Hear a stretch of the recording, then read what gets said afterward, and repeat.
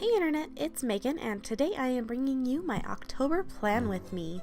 My theme this month is the amazing style of Tim Burton. I absolutely love Tim Burton, and flipping through his art book always inspires me to pursue my dreams. Tim Burton never wanted to be a traditional artist, but his artwork has completely informed his vision as a filmmaker and storyteller. Since I'm a writer myself, I wanted to give tribute to one of my greatest inspirations, and thought that my favorite month of the year was a perfect time to do it. I flipped through this book and found a few of my favorite pieces, and I drew them in my bullet journal. This is by far my favorite month so far in my current bullet journal, and I can't wait to share it with you. So let's go ahead and get started. The first page that I created was a quote from the movie Beetlejuice. Lydia Deetz is such a fun character to watch, and I honestly can't wait for the sequel to come out to Beetlejuice. I decided to accompany this quote by a sandworm to accent it because I absolutely loved them in the film, and they were just such a fun character to draw.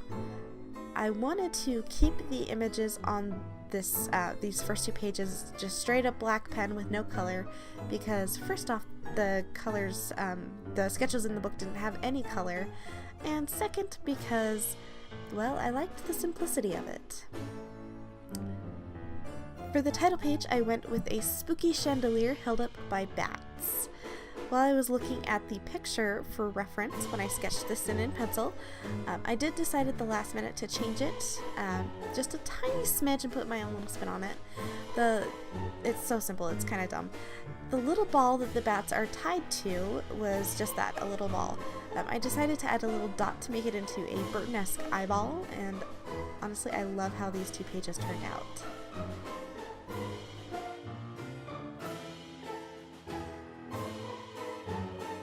Next up, we have my monthly calendar. I always include a little to-do list, which is where I put my monthly goals, but since these are personal, I decided not to write them down in this video. I do refer back to them throughout the month as it goes by, and it really does help me keep track and make sure I'm attaining my goals. I also added a doodle of a black cat that I found in the book. The first time I came across it, I got really excited because it reminded me of my cat Binks, and I just loved the art style. The daily boxes themselves are about 5 boxes by 6 boxes in my Leuchtturm. I decided to curve the lines because Tim Burton has a way of skewing things so we look at them from a different perspective. This does take a while to do, but in the end the effect I got was totally worth it.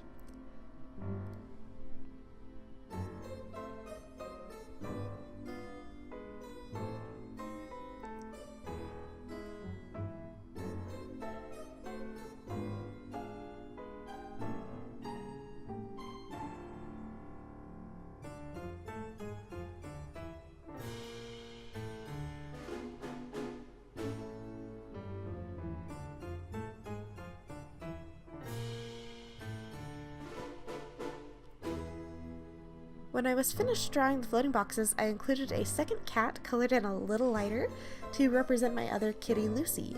She's very tiny compared to Binks, so in relation to the art, it really worked here.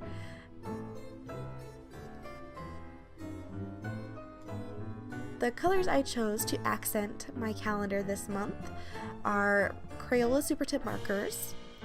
I don't know if any of you have noticed, but Tim has such a muted color palette in his films. Until you cross that divide he includes in all of his movies between the real world and the fantastical. I chose my colors based on the vivid side of the spectrum, and I'll continue to use these colors throughout the month, but it's part of the magic of a Tim Burton film just to have those wild and bright, vivid colors when the fantastical things are happening.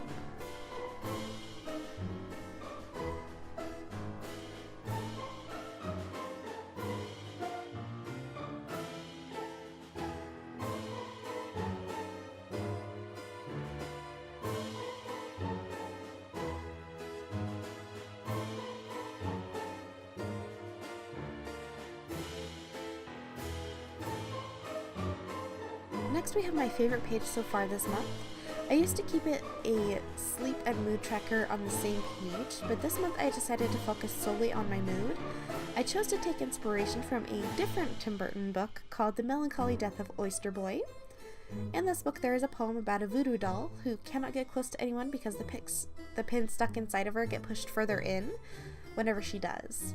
And I quoted part of the poem and plan to color in the pinheads on this little pin cushion in relation to my mood as the month goes by.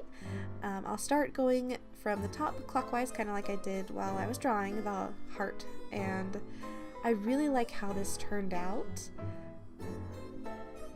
There's something so fun about it, even though it's kind of a dark subject matter.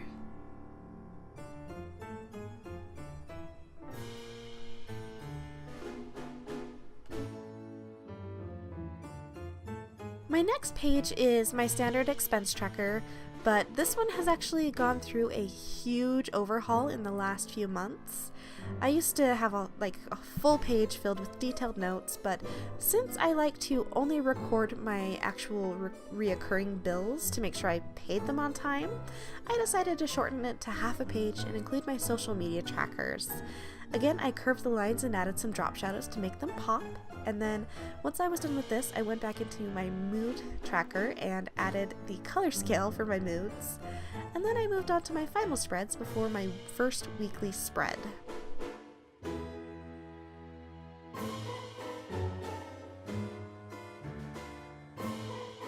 I like to break my must-be completed daily items into individually curved monthly calendars. The page is more of a daily to-do list than a habit tracker, but since it provides the same function, I labeled it that way. I didn't fill in the daily numbers on camera because that would have taken a lot longer than I wanted to sit there for this video. I did go in and fill them in later though.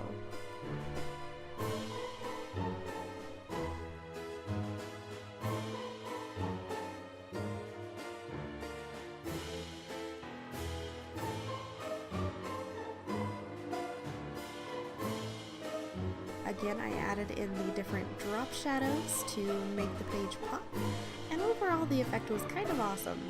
I would definitely do this one again.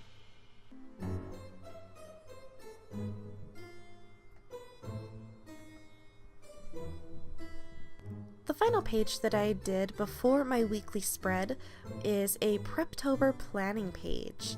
I will be going over its use in my next video, so if you want to see that, don't forget to subscribe and click the notification button to get alerted when I post new videos. The two doodles on this page are taken directly from the art book itself, and I absolutely love them so much I had to include them, especially this little flying spider dude. He's kind of cute. My final spread is of course my weekly tracker. I like to plan my days on a vertical list and include a little note section, a reading section, and a weekly breakdown of my Preptober section.